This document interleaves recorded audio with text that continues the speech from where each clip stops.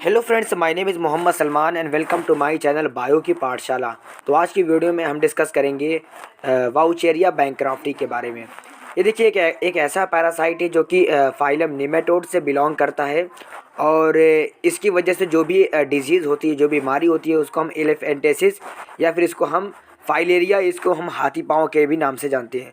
क्योंकि इसके अंदर ये होता है कि जो पाँव होता है वो ह्यूमंस का इस बीमारी की वजह से वो फूल जाता है, तो एलिफेंट की लेग जैसा दिखाई देने लगता है। इसलिए इसको इस डिजीज़ को हम बोलते हैं एलिफेंटेसिस या इसको हम फाइलेरिया कहते हैं। तो सबसे पहले देखिए हम ये जानते हैं कि वाउचेरिया बैंक्रॉफ्टी ये कहाँ पर पाए जाते हैं। वाउचेरिया बैंक्रॉफ्टी असल में देखिए कहाँ कहाँ पर पाई जाती है। हमारे इंडिया में पाए जाते हैं, या आपको साउथ अफ्रीका में मिल जाएगा, आपको ये ब्राज़ील में मिल जाएगा, ये आपको नॉर्थ अमेरिका में मिल जाएगा, चाइना में पाया जाता है, जापान में पाया जाता है और ईस्ट इंडीज़ में। तो इन देशों में वाउचेरिया बैंक्रॉफ्टी पाया जाता है और वहाँ के लोगों में ये डिजीज़ जो है अधिक देखने को मिलती है। और देखिए ये कहाँ पर नहीं पाया जाता, जितने भी पोलर रीजन वाले एरिया हैं, न्यूयॉर्क, अंटार्कटिका, ये सब जगह पर क्या पोलर रीजन वाले जो भी कंट्री है वहाँ पर वाउचेरिया बैंक्रॉफ्टी पैरासाइट जो है वो नहीं पाया जाता है। अगर मैं इनकी बात करूँ इनकी बॉडी की, तो इनकी बॉडी कैसी होती है, तो आप इस डायग्राम को देखिए गौर से। इसके अंदर आपको क्या क्या चीज़ें नज़र आ रही हैं। फीमेल की बॉडी जो होती है वो मेल से बड़ी होती है। ये लगभग 70 to 100 mm की होती है। और इनकी अगर चौड़ाई की मैं बात करूँ, जो फीमेल होती है, इनकी वाइडनेस की मैं बात करूँ तो वो लगभग 0.25 mm की होती है। जबकि मेल की बॉडी छोटी होती है, जैसा कि आप डायग्राम में देख रहे होंगे। मेल छोटा आपको नज़र आ रहा है, ये लगभग 40 mm का होता है। और इनकी वाइडनेस की मैं बात करूँ, मोटाई चौड़ाई की मैं बात करूँ तो ये लगभग 0.1 mm की होती है। तो इनकी बॉडी मॉर्फोलॉजी की देखिए, इसमें आपको क्या क्या चीज़ें नज़र आ रही हैं। आप देखिए मेल फीमेल दोनों के ऊपर देखिए छोटा सा एक माउथ होता है, और ये माउथ जो होता है वो बिना विदाउट लिप्स के होते हैं, ठीक है। उसके बाद माउथ से थोड़ा सा आगे बढ़िए तो आपको दिख रहा होगा फेरिंग्स नज़र आ रहा होगा, या ये फेरिंग्स आगे चल करके ईसोफेगस बनाता है। तो आपको इसे डायग्राम में नज़र आ रहा होगा ईसोफेगस। और ईसोफेगस के बाद आपको नज़र आ रही है, क्या नाम है, नर्व रिंग्स नज़र आ रही है, जो कि मैंने रेड कलर से डिनोट किया है। उसके बाद गोनोफोर्स मौजूद होता है। उसके बाद आपकी इंटेस्टाइन स्टार्ट हो जाती है। तो आपकी ये डॉट जो लाइन से है, रेड लाइन से, यहाँ से लेकर के आपका यहाँ तक एनएस तक, ये पूरा इसका एलिमेंट्री कैनाल है। तो आप देखिए फीमेल की जो बॉडी है उसमें दोनों तरफ देखिए आपको ओवरी नज़र आ रहा होगा। जैसा कि ये देखो, ये जो मैंने जो आपको नज़र आ रहा है पिंक कलर से, ये आपका ओवरी हो गया फीमेल का। और वल्व आपको नज़र आ रहा होगा, ये पोर्स होता है, मतलब फीमेल का वो पोर्स जहाँ से वो अपने शिशु को जन्म देते हैं, या आप ये कह सकते हैं कि जहाँ से मेल गैमिट्स इंटर करता है उसको हम वल्व बोलते हैं। तो इसी जगह से वो बच्चे को प्रोड्यूस करते हैं, इसी जगह से क्या नाम है, मेल गैमिट्स भी जाता है वाउचेरिया बैंक्रॉफ्टी का। नीचे की तरफ यूट्रस, इसी के अंदर क्या नाम है, शिशु का फॉर्मेशन होता है। जबकि आप देखिए एनस की तरफ, एनस मस्कुलेचर पाई जाती है, जो कि एनस से सबसे रिलेटेड जो भी वहाँ पर मसल पाई जाती है उनको हम एनल मस्कुलेचर बोलते हैं। मेल के अंदर देखिए आपको, मेल के अंदर आपको क्या क्या चीज़ें नज़र आ रही हैं। आपको नज़र आ रहा होगा माउथ, फेरिंग, इसोफेगस, नर्व रिंग, उसके बाद गोनोफोर भी नज़र आ रहा होगा। उसके बाद देखिए वहाँ पर ओवरी होती है फीमेल में, क्योंकि यहाँ पर क्या होता है, टेस्टिस होता है, ये इसका मेल, इसी में के अंदर मेल गैमेट्स का फॉर्मेशन होता है। एक लंबी एलिमेंट्री कैनाल है, और इसकी हाई एलिमेंट्री कैनाल बहुत सिंपल होती है, साधारण सी होती है। उसके बाद आप देखिए इसके रिप्रोडक्टिव ऑर्गन्स को, और देखिए यहाँ पर पैपिला पाया गया है नीचे की तरफ, सबसे नीचे की तरफ पैपिला पाया गया, जो डिस्क लाइक स्ट्रक्चर आपको दिख रहा होगा। उसके बाद कॉपुलरी स्पाइक्यूल, 2 स्पाइक्यूल्स निकली होती है, जिसको हम बोलते हैं कॉपुलेटरी स्पाइक्यूल्स। तो मेल और फीमेल इनकी अलग अलग बॉडी होती है, यूनिसेक्सुअल होते हैं। अब हम बात कर ले रहे हैं कि इनके जो इनका लार्वा होता है वो कैसा होता है। इनके लार्वे का नाम है माइक्रोफिलेरी। तो माइक्रोफिलेरी इनके लार्वा का नाम है। तो आप इसके अंदर देखिए, मैंने एक तरफ जो है दिखाया है डायग्राम आपका फीमेल का, जो है पूरी अंदर की तरफ की बॉडी ऑर्गन्स कैसा कैसा होता है। उसके बाद आपको दिख रहा होगा एक तरफ जो कि स्नेक लाइक स्ट्रक्चर आपको दिख रहा है अर्थवॉर्म की तरह, उसको हम ये एक तरह का लार्वा है जिसका नाम है माइक्रोफिलेरी लार्वा, और ये क्या नाम है, वाउचेरिया बैंक्रॉफ्टी का लार्वा है। तो इसके अंदर देखिए वाउचेरिया बैंक्रॉफ्टी लार्वा के अंदर आपको क्या क्या चीज़ें नज़र आ रही है। सबसे पहले ऊपर देखिए, मैंने ऊपर ये जो आप ऊपर से जो आपको नज़र आ रहा है सर्कुलर बॉडी शेड, तो इसका पूरा बॉडी जो होता है वो एक क्षेत्र से घिरा होता है, सर्कुलर बॉडी से पूरा तरफ से ये घिरा होता है। अंदर की ओर एक और डर्मिस होती है जिसको हम बोलते हैं एपिडर्मिस, जैसा कि आपको दिख रहा होगा अंदर की तरफ, एपिडर्मिस इसको बोलते हैं। और एपिडर्मिस सेल इसको बोलते हैं, एपिडर्मिस सेल बोलते हैं। ये देखिए ऊपर की तरफ ये नर्व रिंग्स हैं। उसके बाद थोड़ा सा और नीचे आइए, आपको यहाँ पर दिख रहा होगा नेफ्रिडियोफोर्स दिख रहा होगा, और यहाँ पर ब्लैडर है, उसके बाद रेनेटिल सेल है, उसके बाद आप देखिए क्या नाम है, सोमैटिक सेल्स नज़र आ रही होगी आपको, इंटीरियर मास नज़र आ रहा होगा, 4 लार्ज सेल्स प्रेजेंट होती है, एनस के आसपास 4 लार्ज सेल होती है। सबसे लास्ट में देखिए आपको एक लंबी सी पूंछ नज़र आ रही होगी जिसको हम टेल बोलते हैं। यानी कहने का मतलब ये है कि आपके माइक्रोफिलेरिया और लार्वा के अंदर बहुत सारी ऐसी चीज़ होती हैं, बहुत सारे ऐसे ऑर्गन्स होते हैं जो कि उनके एडल्ट में होते हैं। यानी एडल्ट में पाए जाने कुछ ऑर्गन्स जो होते हैं वो हमारे माइक्रोफिलेरिया लार्वा में होते हैं और कुछ नए चीज़ होते हैं। इसके बाद हम इनकी लाइफ साइकिल को डिस्कस कर लेते हैं। तो इनकी लाइफ साइकिल को 4 हिस्सों में डिवाइड किया गया। सबसे पहला है आपका कॉपुलेशन। देखिए कॉपुलेशन क्या होता है कि copulation take place when individual of both sexes are present in the same lymph gland.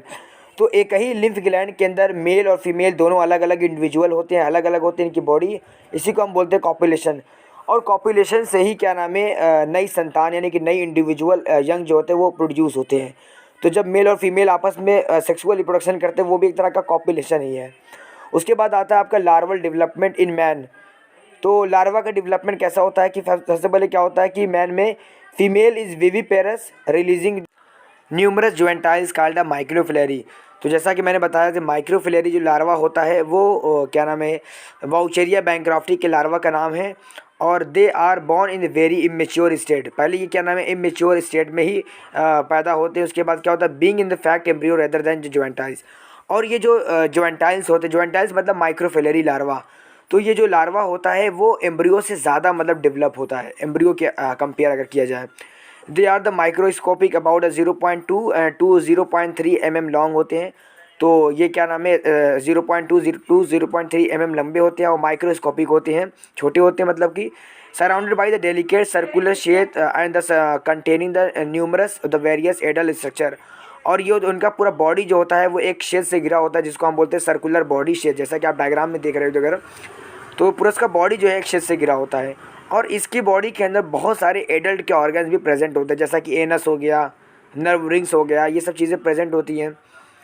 Body of a microfilaria consist surface covering the flatted epidermal cell and the inner column cytoplasm containing the nuclei important structure from the interior and the backward the future mouth the oral style nerve rings.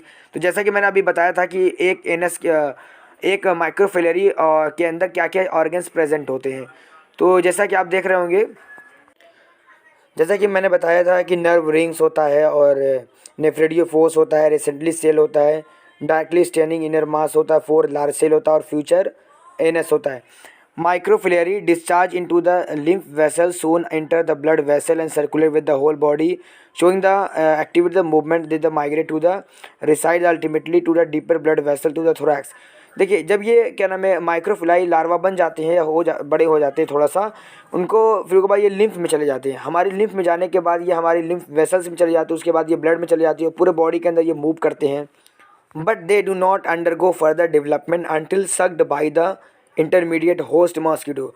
और लार्वे का जो अगला जो development है उनका पूरा development अब ख़त्म हो जाता है, और आगे का डेवलपमेंट जो प्रोसेस होता है वो उनको ग्रो करने के लिए दूसरी होस्ट की ज़रूरत पड़ती है। यानी कि अब आगे का जो डेवलपमेंट है वो ह्यूमंस में नहीं हो जाएगा, बल्कि कोई अदर एनिमल्स के अंदर इनकी जो लार्वा स्टेज है वो पूरी होगी। तो माइक्रोफिलेरी लार्वा है ये डायर्नल रिदम दिखाते हैं, मतलब दिन में कहीं और चले जाते हैं और रात में कहीं और आ जाते हैं। तो ये क्या होता है कि दिन के समय में ये ब्लड वेसल्स के एकदम अंदर की ओर मूव करते हैं, यानी कि ब्लड अंदर की जो तरफ जो वेसल्स होती है वहाँ पर ये प्रेजेंट होते हैं। जबकि रात में सोते समय क्या होते हैं कि ये हमारी जो वेसल्स होती हैं, जो भी पेरिफेरेंजियल वेसल, स्किन की जो पेरिफेरल वेसल होती है वो उनके ऊपर आ जाते हैं। माइक्रोफिलेरी के ऊपर आ जाते हैं ताकि हमारा कोई क्यूलेक्स या एडीज मच्छर जो है, हाँ क्या नाम है, क्यूलेक्स या एडीज मच्छर जो है, इनसे अपने ब्लड जब वो सक करें हमारा तो उनकी वो उनमें चले जाएँ, उनके प्रोबोसिस में वो चले जाएँ। तो क्या कहते हैं, रात में जब हमें मच्छर काटते हैं जिस इंसान में ये प्रेजेंट होगा तो उनकी बॉडी के अंदर चले जाते हैं। फिर आगे का डेवलपमेंट जो होता है वो मॉस्किटो में होता है। तो ये लार्वा जो है वो मॉस्किटो के प्रोबोसिस से होता हुआ स्टमक में चला जाता है, मॉस्किटो माइक्रोलॉस। उसके बाद ये जाने के बाद वो अपने शेद को, जिसके वो द्वारा वो पूरी तरह से घिरे होते हैं, वो अपने शेद को खो देते हैं, यानी लॉस कर देते हैं। उसके बाद ये माइग्रेट कर जाते हैं, पेंट्रेट द स्टमक वाल। उसके बाद वो अपनी स्टमक वाल में चली जाती हैं and migrate to the thoracic muscle. उसके बाद थोरैक्सिस मसल में चली जाती हैं, जैसा कि आप डायग्राम में देख रहे होंगे। थोरैक्सिस मसल आपको ये ऊपर की तरफ नज़र आ रही है।